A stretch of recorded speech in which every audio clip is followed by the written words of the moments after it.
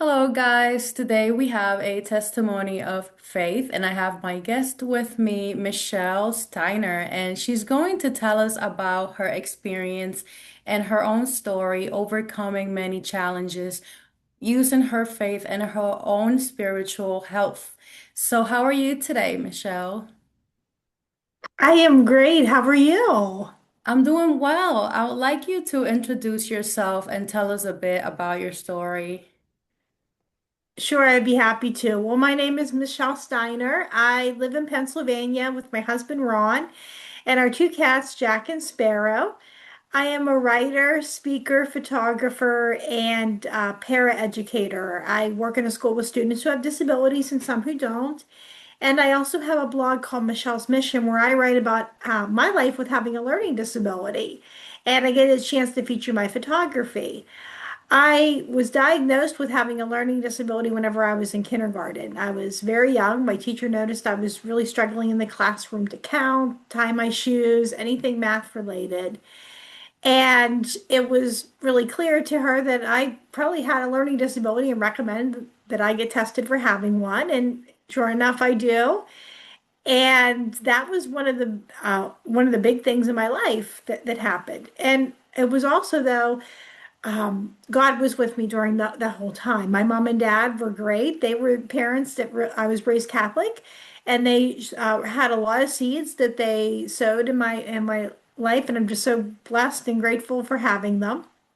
And one of the things too was they were also open to other denominations. So I went to a vacation Bible school when I was young, and I accepted Christ. So that was a really great start with that. But my family and I, we still attended the Catholic Church growing up.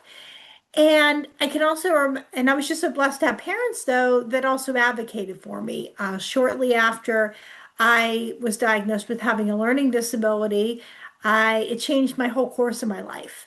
I had to repeat the grade. I had to receive specialty instruction and accommodations, and I was also transferred to a different school in our district.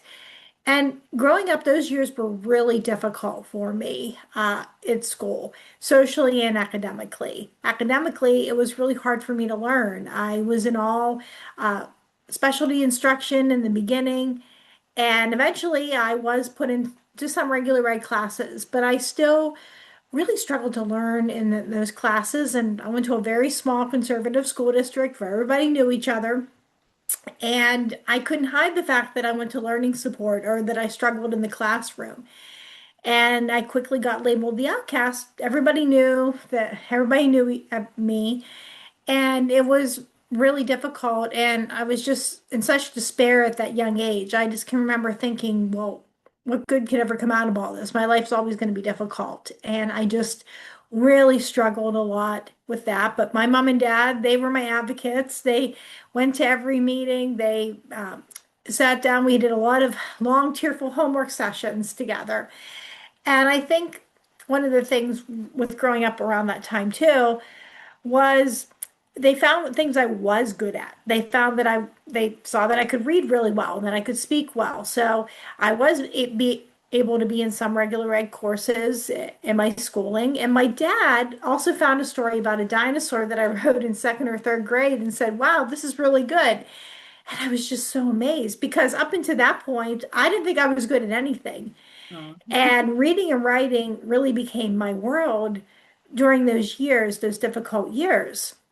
Uh, Academically, school got a lot easier for me as I went throughout my school years. By the time I was in high school, I was in all regular ed classes except for math and a resource room.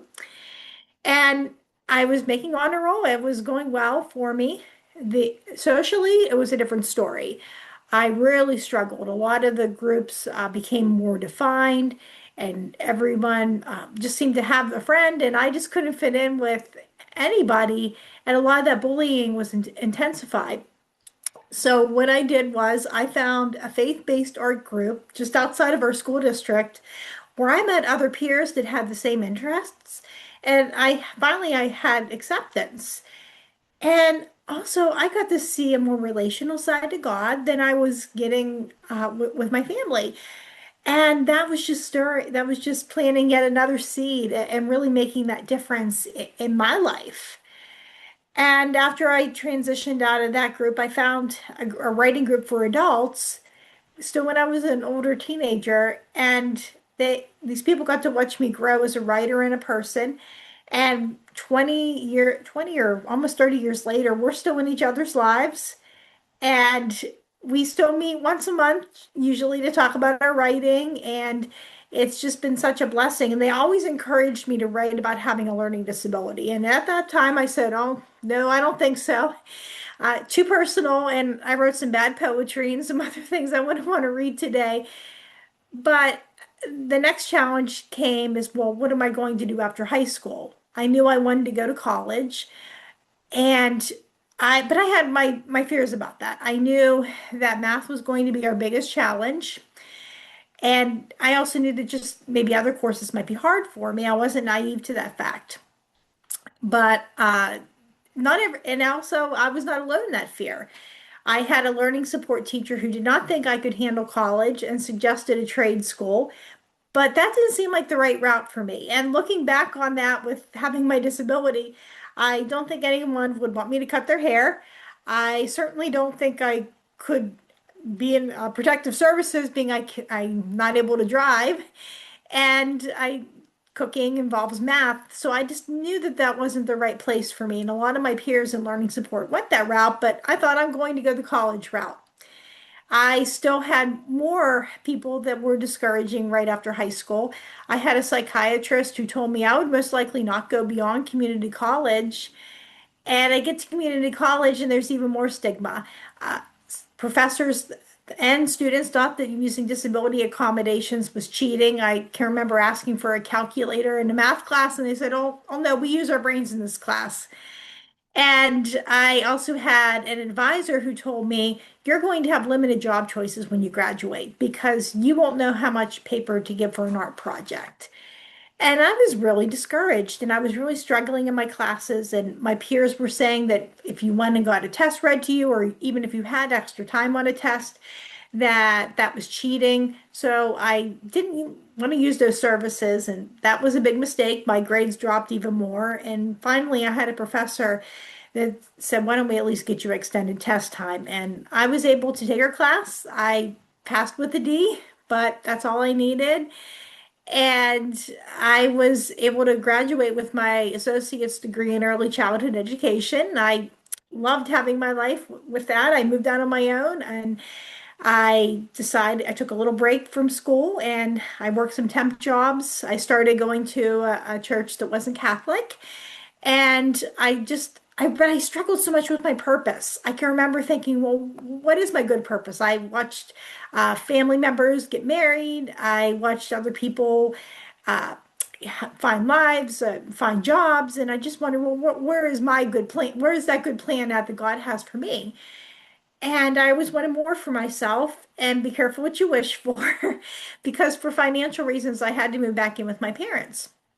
And it was during that time that I decided I wanted to go back to school. My job was downsizing, and I looked into programs that had the least amount of math and science possible at university. And I found a program I loved, and the school had disability accommodations, and I also had a ride. And that was a big thing too, because living with my parents, they both were working at the time, and they couldn't always take me or uh, and that was a struggle. So my mom went to church and she was talking with somebody. Well, actually, it was my cousin, and she's like, "Oh, well, I work on campus. I'd be happy to take Michelle to school." And I was able to graduate debt free, which was something really important. God had that plan too. But when I went to school, I made sure I used all the accommodations. I had extended test time. I had a note taker. I advocated for myself. I would say, "Hi, my name is Michelle. I have a learning disability. And these are the supports I'm going to need." And it was a much better experience. I didn't have to worry about working, which is what I did when I was at community college, and that created a lot of stress. I was able to focus in on school and make that my job. And my grades improved dramatically, and I made dean's list for a semester, and I was able to graduate with a bachelor's degree despite being told I couldn't do it. During that time, I also met my husband. And when I look back on that, there were so many signs that was pointing us in that direction. A few years before I met him at the art center, I had a friend that asked me if I was seeing anybody, and I said no, not at this time. And he said, "I have a feeling you're going to meet somebody at a place like this." And a few years later, that's where I met my husband unexpectedly. He was going to play guitar for an open mic and saw me walking down the street and wondered who is that girl in that red dress and where is she going? And we were going to the same place. And it turned out we had mutual friends and that we were actually in the same place at certain times. And we just were blind to each other. And then there was the dream my friend had. He dreamt that he goes from church. He said, "I had a dream that you were getting married. You were wearing a vintage wedding dress, and you were standing in front of the courthouse. And I don't know who the guy was. So I thought, vintage dress, I can see that's definitely my style. I wonder why I'd be standing in front of the courthouse, and I wondered who that guy was." Well, when we got married, I did have the vintage dress on, and we had a reception at the art center that we met, and we walked up the street with the photographer to take some pictures. And in the background of the pictures was the courthouse. And I didn't realize until we got that back. So that was definitely that sign of where I was supposed to be going with my life. And it took me also a while to find the job that I wanted to be at. There was a lot of jobs that claimed they were disability friendly, but they were anything but that. And God led me to work as a paraeducator for about 13 years with students with disabilities, and I love it. It really is one of those ways that I can work with students and be able to give back. And I honestly think my understanding of disability is an asset for people because I know what a lot of my students are going through. Not every single one of them, and I can understand that frustration. And I'm not only able to help them with their assignments, but I get to help them with life and how to advocate for themselves. The only thing I cannot help them with is math. All my kids know that, or else they will soon find out. And I'm able to show them how to advocate and to use that. I also was able to fulfill another dream of mine that happened. I was diagnosed with limited hand dexterity, and my husband and I bought our home, I could not open up our front door. And I was so frustrated. There was a call in the mighty for what's a seemingly easy task for others, but it's hard for you with your disability. And I wrote about it and it got published. And having that was just one of the greatest things, most healing things I've ever done. I had a great response from that, and that encouraged me to write more articles for them and to write for other places as well, and to start my own blog called Michelle's Mission, where I write about my life with a learning disability and I get to feature my photography. I also had this unexpected ability with I'm able to notice details other people will miss and flowers because I don't drive. And rather than being sad that I don't have a ride somewhere, I get that chance to stop and smell the roses. And I think there's so much beauty that I would miss if I was driving. And then I realized in my life, there's just so much beauty that I almost missed with having a disability. Well, I want to thank you for sharing every aspect of what you've been able to accomplish so far. Your story is very inspiring, and I definitely loved hearing about just everything that you've learned throughout the years about yourself as well. And I do want to point out that I believe your mindset towards your own abilities made a huge difference in how far you've been able to actually get things Mhm. accomplished, regardless of other people's opinions. Mhm. So I do wonder if you would agree that your spiritual strength was the most important compared to your mental strength and maybe your social strength at one point for you to achieve. Yes, definitely, because it was God that provided those opportunities and was there and was patient for me. And I didn't have to have it all together because He did. And I think that that really was that hope. I didn't know where my life was going to go, but God did. And I can remember somebody at one time was saying, there was something that was going on, and I think it was right after I moved back in with my parents. And she said, "Well, didn't you pray about it?" And that upset me for a while because I did pray about that. And it was really frustrating to me that this is where I was supposed to be at. But then I can look back on it and I can say, well, that worked out so much better. And if I didn't have that home or with my parents and the life that I did, then it would be really hard. I would have to get on campus housing and have student loans. And I know not every student has that, and that's not God's plan for everybody's life. But for me, this is what I specifically needed to be successful.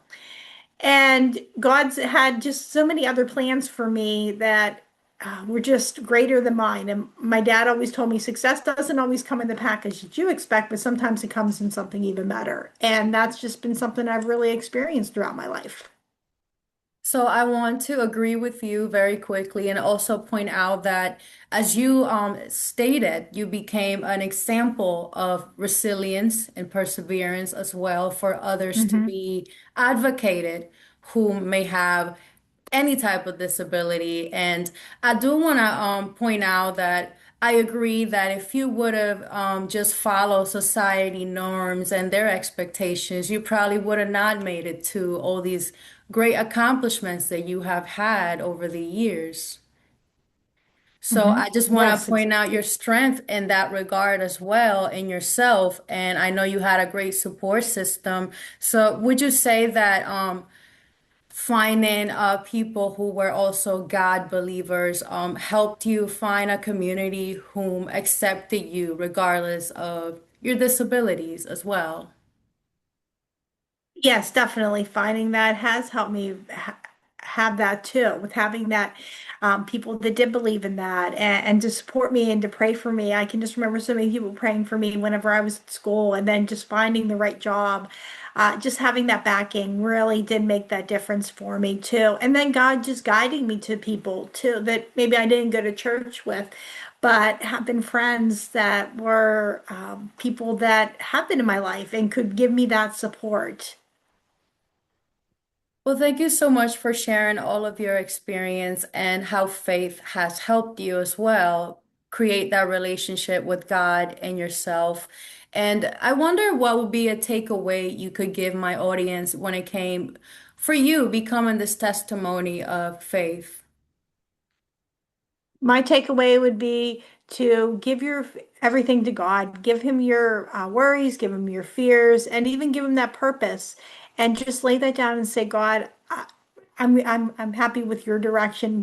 Guide me into what you want me to do, and God will give you His plan and His purpose. Beautiful. Thank you so much for being here today. I'm so glad to meet you, and I wish you just the best moving forward. Thank you so much. It's been a pleasure. Thank you.